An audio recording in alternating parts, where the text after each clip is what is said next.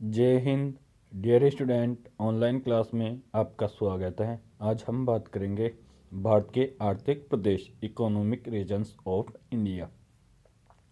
तो सबसे पहले हम देखेंगे प्रदेश। जो सामान्य एक आर्थिक प्रदेश में अग्रलिखित विशेषताएं मिलती है, यानी जो आर्थिक प्रदेश है उसकी क्या क्या विशेषताएं होती है। किसी एक बड़े उद्योग का संगठन, यानी किसी भी एक बड़े उद्योग का क्या होगा, वहाँ पे संगठन होगा। किसी बड़े उद्योग में संबंध सहायक एवं पूरक उद्योग की स्थापना होगी, यानी कोई जो बड़ा उद्योग है उसके संबंध सहायक पूरक उद्योगों की स्थापना भी वहाँ पे होगी। ठीक है। जैसे एक गाड़ी है, गाड़ी बनाने के लिए उसके जो जो सारे पार्ट हैं वो एक उद्योग में नहीं बनते। किसी में टायर बनेंगे, किसी में ट्यूब बनेगी, किसी में उसकी रिम बनेगी, किसी उद्योग में उसका इंजन बनेगा। तो ये उसके सहायक उद्योग हुए। ठीक है।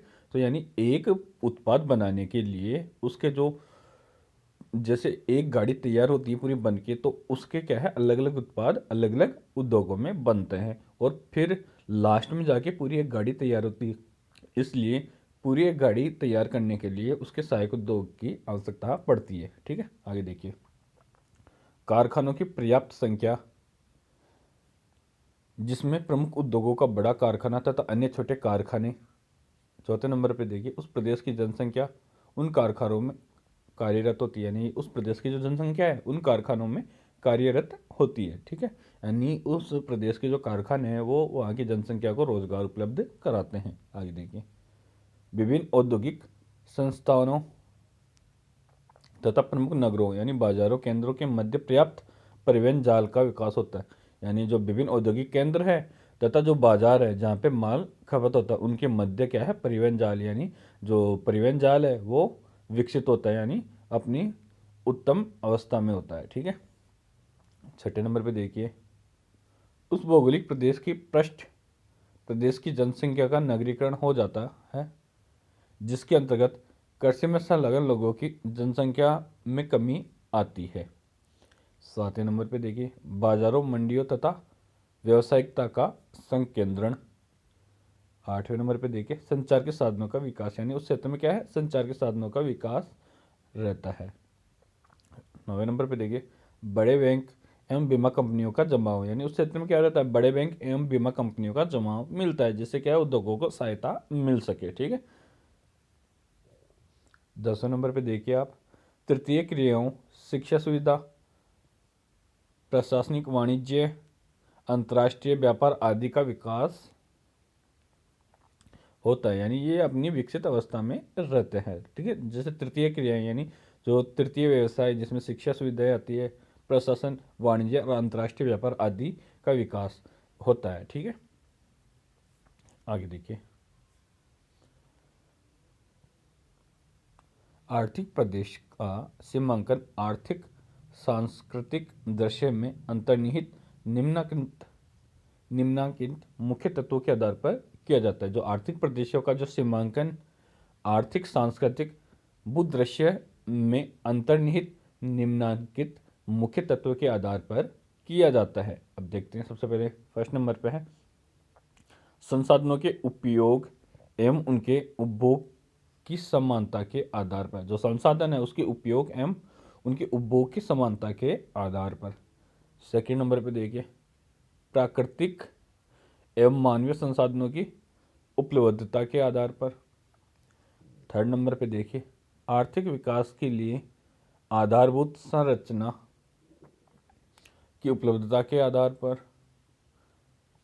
चौथे नंबर पे देखिए, संसाधनों के दोहन की तकनीकी के आधार पर। जो संसाधन है उनको दोहन जो संसाधन है उनके दोहन की तकनीकी, यानी संसाधन के जो उपयोग है किस प्रकार से उसका उपयोग किया जाता है, इसकी तकनीकी के आधार पर भी। आगे देखिए, 5 नंबर, आर्थिक विकास की अवस्था के आधार पर। छठे नंबर पर देखिए, आर्थिक व्यवस्था एवं सामान्य आर्थिक कल्याण संबंधी दशाएं। आर्थिक व्यवस्था एवं सामान्य आर्थिक कल्याण संबंधी दशाएं।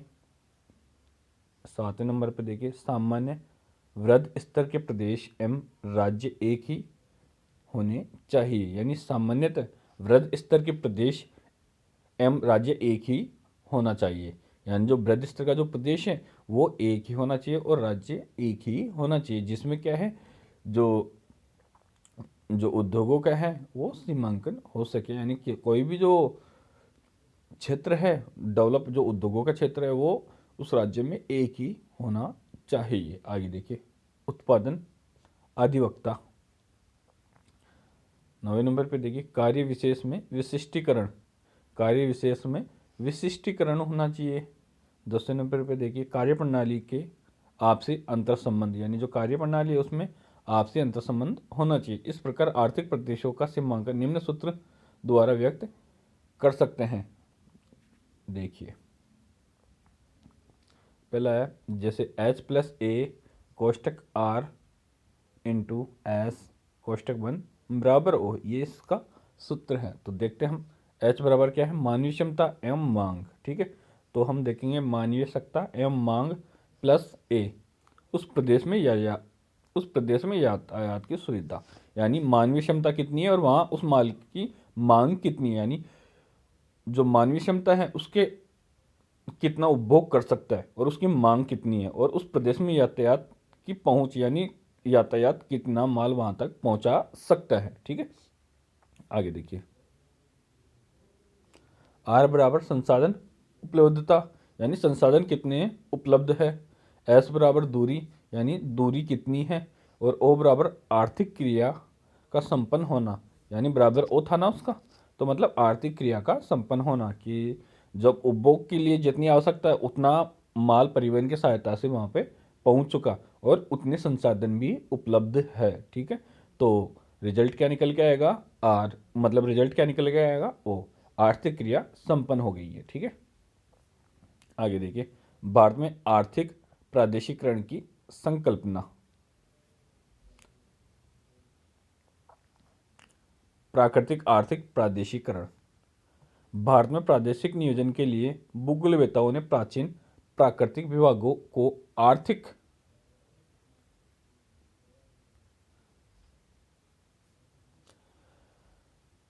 प्रादेशिकरण का आधार माना है। आर्थिक प्रादेशिकरण का आधार माना है। आर्थिक प्रादेशिकरण के लिए सर्वप्रथम देश को प्राकृतिक प्रदेशों में विभाजित करना चाहिए, क्योंकि प्राकृतिक प्रदेश एवं उप प्रदेशों के ढांचे के अंतर्गत ही नियोजन प्रदेशों का पदानुक्रम विद्यमान होता है, ठीक है। आगे देखिए, 2nd नंबर पे आता है आपका ऊर्जा संसाधन प्रादेशिकरण।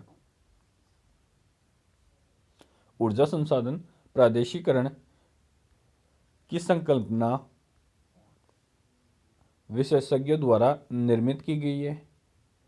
केएल तथा सी के चंद्रन ने यह स्पष्ट किया है कि राजनीतिक सीमाओं की अपेक्षा संपूर्ण देश को, यानी क्या है, जो केएल ओ तथा जो सी के चंद्रन ने यह स्पष्ट किया है कि जो राजनीतिक सीमाओं की अपेक्षा संपूर्ण देश को विभिन्न आर्थिक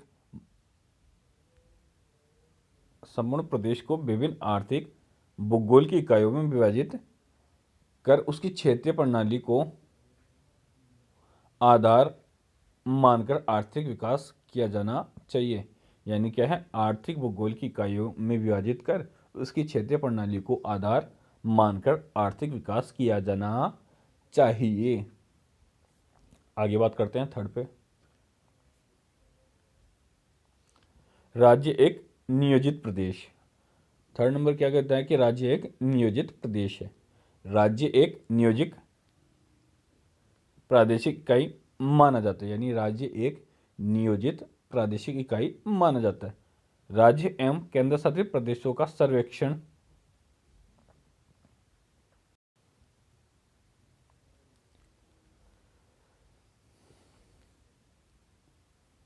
राज्य एवं केंद्र शासित प्रदेशों का सर्वेक्षण National Council of Applied Economic Research ने विविध आर्थिक सर्वेक्षण के आधार पर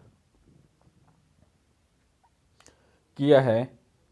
प्रत्येक राज्य के प्राविधिक आर्थिक सर्वेक्षण में कृषि संसाधनों, शक्ति के स्रोतों, खनिज, वन संपदा एवं उद्योगों पर प्रकाश डाला है।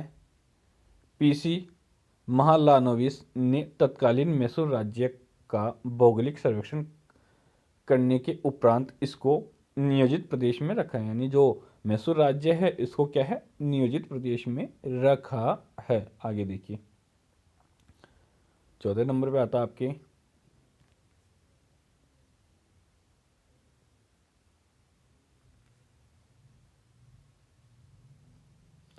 एकीकृत आर्थिक प्रादेशिकरण, यानी एकीकृत आर्थिक प्रादेशिकरण।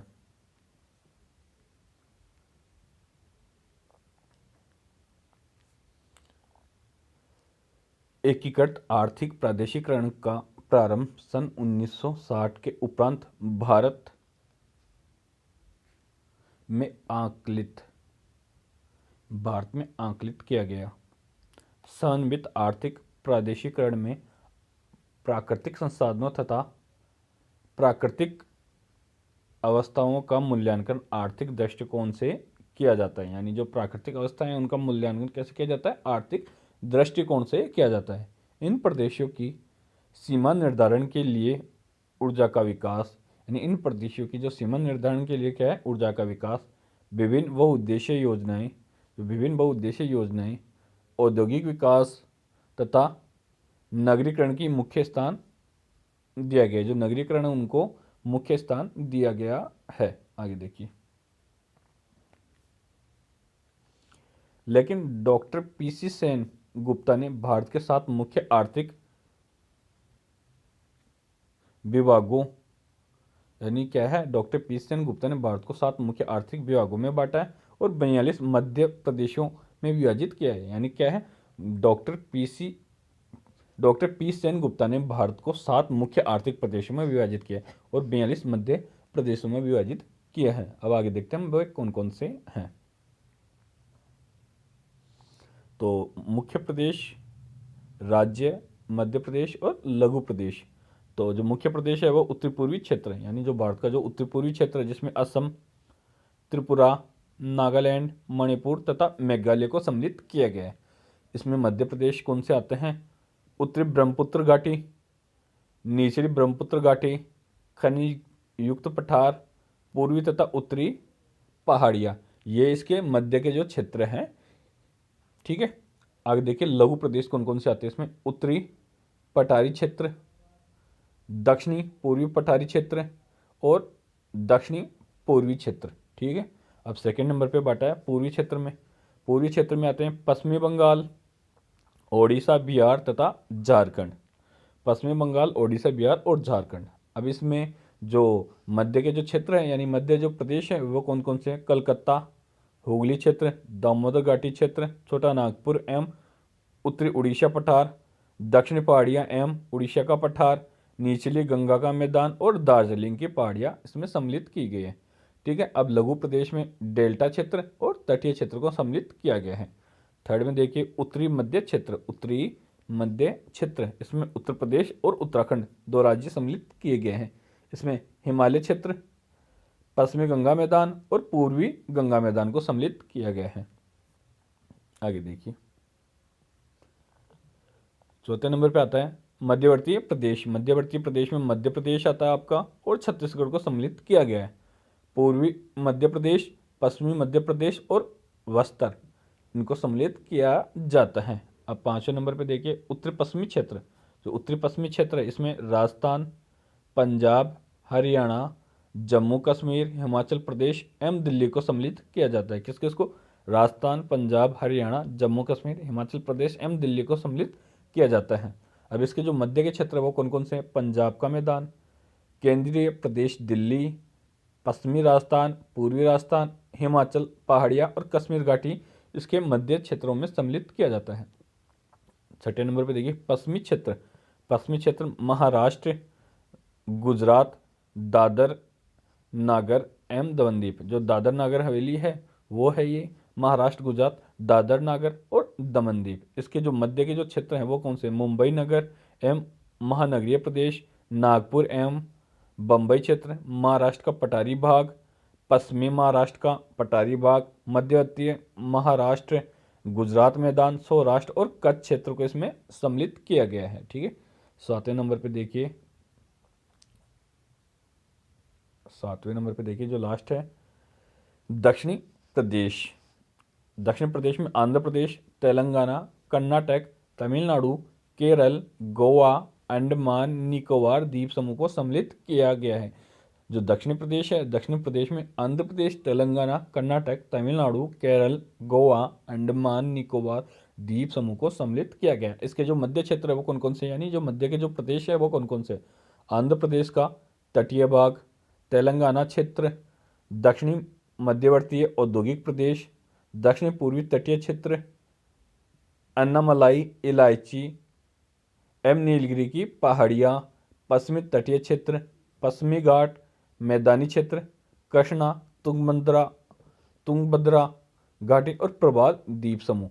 जो प्रवाल द्वीप समूह वो अंडमान निकोबार के वाला जो क्षेत्र है उसको कहा जाता है। ठीक है, तो ये थे जो पी सेन गुप्ता, ये क्या थे जो 7 प्रदेशों में विभक्त किया है, और वो जो 42 जो मध्य प्रदेश थे उनमें इसको विभाजित किया है। ठीक है, जो पी सेन गुप्ता ने जो 7 बड़े प्रदेशों में बांटा था और 42 मध्य प्रदेशों में से विभाजित किया था। ठीक है, तो जय हिंद। आज के लिए इतना ही, आगे बात करेंगे हम नेक्स्ट वीडियो में।